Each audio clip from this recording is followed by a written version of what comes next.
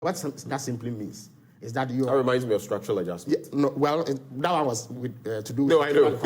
Now, what that simply means is that you can get your interest payments deferred.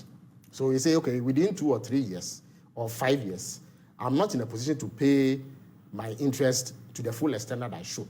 So give me a haircut. First of all, reduce the interests and then defer it for me. Let me start paying you in 5 years. What they will do is that they will simply add what you should have paid as interest to your debts, but then they will give you some space. So imagine that this year, for instance, we are supposed to pay about 50 billion Ghana cedis in debt servicing. Imagine that we can even get 20 billion out of that as savings. Government will be able to pay fertilizer suppliers. Government will be able to pay school feeding caterers. Government will be able to pay contractors. They will be able to print textbooks, and then they will be able to invest in productive areas of the economy to create jobs for the youth. So an IMF program which does not come with debt restructuring or some form of reprofiling of our debt and getting some fiscal space from the deferment of our interest payments will not result in the kind of benefits that we derive as a country. But the problem is that this government has placed political posturing above pragmatism.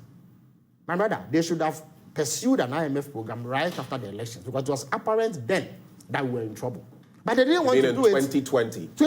Let's say early 2021. Because after elections, government had to be formed. So let's say by first quarter of 2021, they should have gone to the IMF. Egypt has gone to the IMF. But we are just practically...